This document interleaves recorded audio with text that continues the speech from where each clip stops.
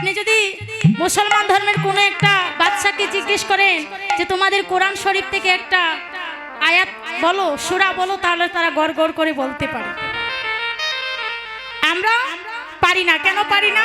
আমাদের মা বাবা সেই শিক্ষা দেন না।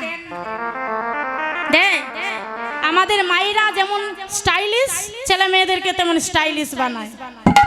কেন? কারণ বাবা এই কৃষ্ণ ভজনে কোনো লাভ নেই, তুমি মাস্টার্স পাস করো, বাহিরে যাও, বড় বড় চাকরি করো, এটাই তোমার জীবন। ইসলাম ধর্মের মধ্যে শুক্রবার তাদের শ্রেষ্ঠ দিন, তেমনি আমাদের সনাতন ধর্মে রবিবার হচ্ছে শ্রেষ্ঠ দিন। তাই রবিবারে সবাই নিরামিষ আহার করবেন। আর অনেকেই আমাদের ছেলে মেয়েরা আছে যারা স্কুলে পড়ালেখা করে, কণ্ঠে মালা দেয় না। কারা কারা মালা, এই দেখো একটা বসেছে আবার আমার সামনে, এই যে আরেকজন বসেছেন, বাহ দেখতে স্মার্টই লাগছে। আহা, অনেকে এখন গলা ডাকছে, লজ্জা পাচ্ছে। কণ্ঠে তুলসীর মালা ধারণ করতে হবে, কেন জানো? কারণ আমাদের এটা পরিচয়, আমাদের মালা ধারণ করাটা আমাদের পরিচয়। আমি সনাতনী।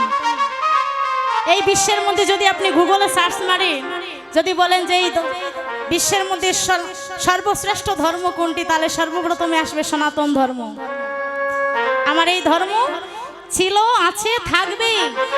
তাহলে আমরা যে কণ্ঠে মালা দেই না, এই যে কীর্তনে এসেছো, এখন যদি বাড়িতে যাও অনেকে তিলকে ধারণ করুনি, যদি আপনার কপালে তিলক থাকে, যে কেউ আপনাকে দর্শন করে বলবে মনে হয় উনি সাধু সঙ্গ করতে গিয়েছিলেন। তাহলে এখানে আসলে বাবা কিছু কিছু নিয়ম মানতে হবে। যদি কণ্ঠে মালা ধারণ না করতে পারেন তাহলে সেবা সঙ্গনে আসবেন না। কপালে তিলক ধারণ না করতে পারেন, আসবেন না। কারণ সব কিছুরই একটা স্কুল ড্রেস আছে, ড্রেসআপ আছে না?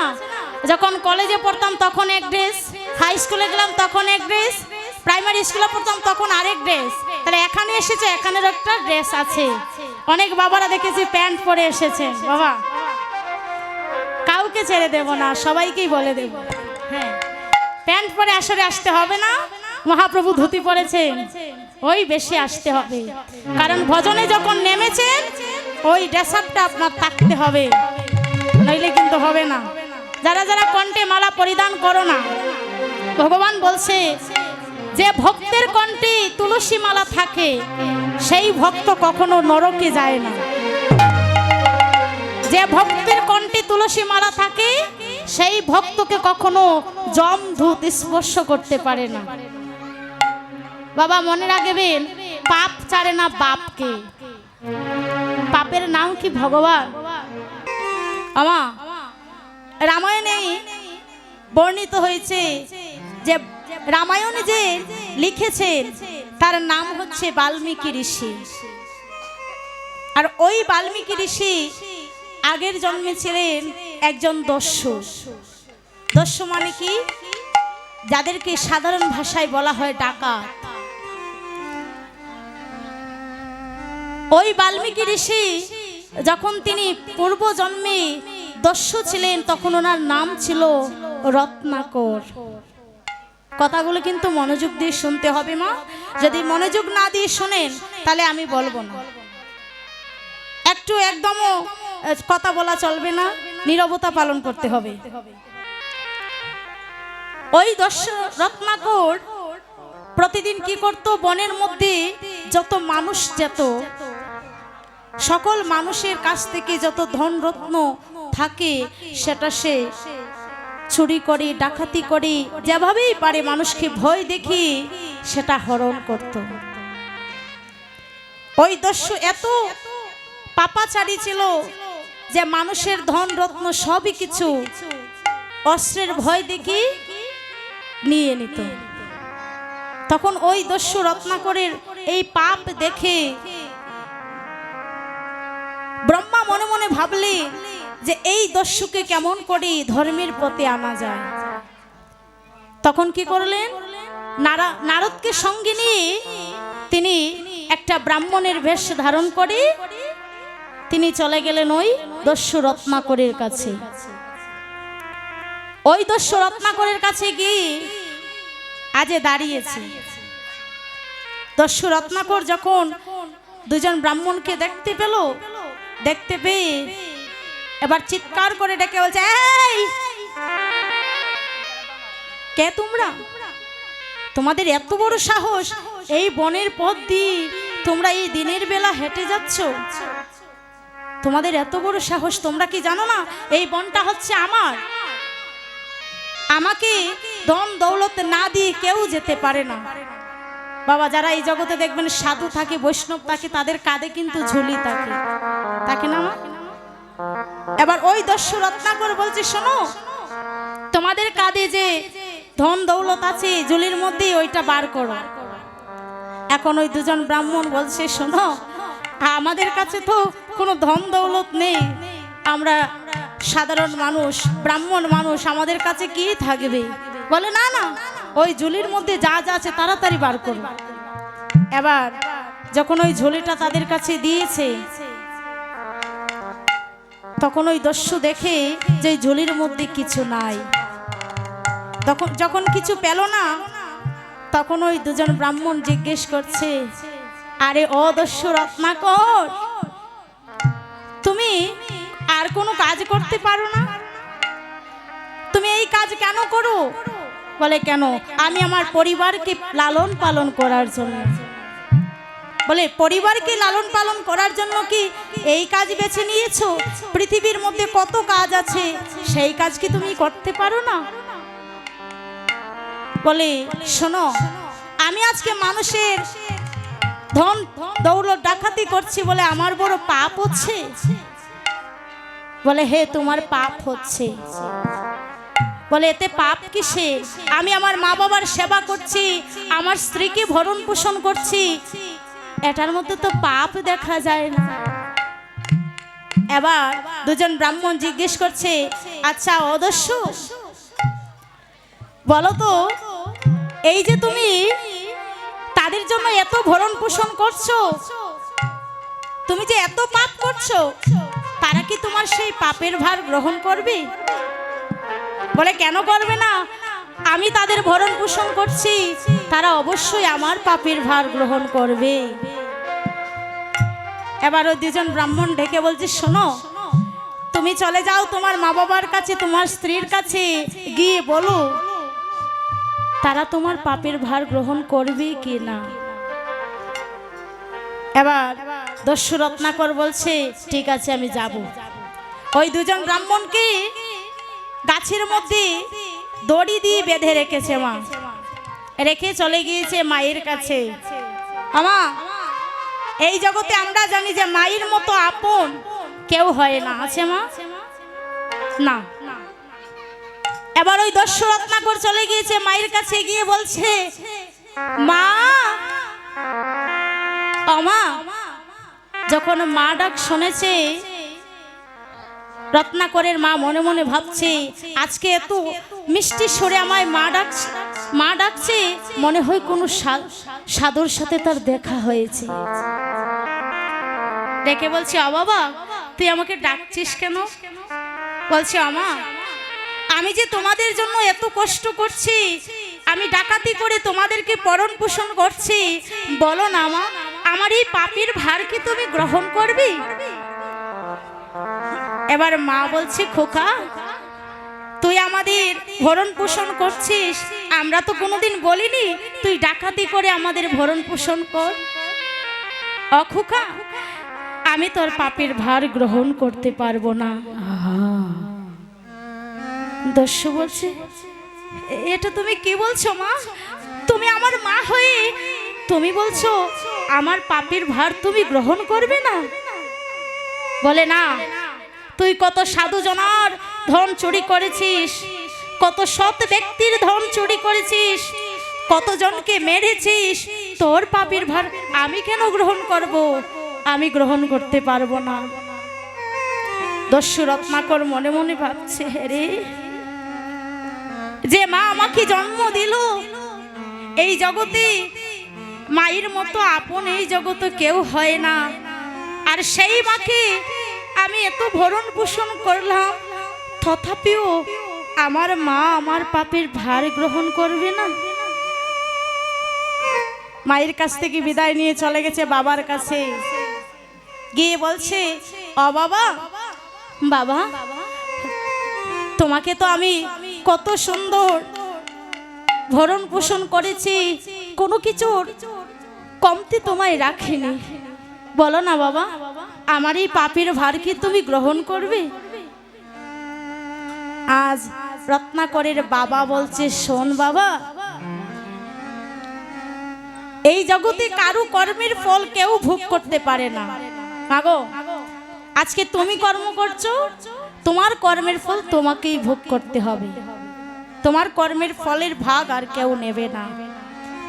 তাই ডেকে বলছে, বাবা এই জগতে আমি কেন কারুর সাধ্য নেই যে কারো কর্মের ফল কেউ ভোগ করতে পারে। আজ দস্যু রত্নাকরের বাবা বলছে, শোন বাবা, তুই কতজনার ধন ডাকাতি করেছিস, কতজনকে কষ্ট দিয়েছিস, আমি তোর পাপের ভার গ্রহণ করব না। দস্যু রত্নাকর মনে মনে ভাবছে, তাই তো আজ আমার বাবাও বলছে আমার পাপের ভার গ্রহণ করবে না, কিন্তু আমি তো আমার পরিবারকে ভরণ পোষণ করানোর জন্যই এই কাজ করছি। এবার বাকি রয়েছে স্ত্রী। প্রিয়তমা স্ত্রীর কাছে গিয়েছে, মা স্ত্রীর কাছে গিয়ে ডেকে বলছে, অগো শুনেছি স্বামী স্ত্রী অর্ধাঙ্গিনী হয়, যদি কোনো স্ত্রী পুণ্য অর্জন করে তার কর্মের ফল নাকি তার স্বামী ভোগ করে। অগো বলো না, আমি যে এত এত পাপ করছি, সবাই বলে আমি দস্যু রত্নাকর, বলো না আমার এই পাপের ভার কি তুমি গ্রহণ করবে? আজ স্ত্রী বলছে, কেন আপনার পাপের ভার আমি কেন গ্রহণ করব? আমার মাতা পিতা যখন আপনার কাছে সঁপে দিয়েছিলেন তখন থেকে আমার ভরণ পোষণের দায়িত্ব আপনার,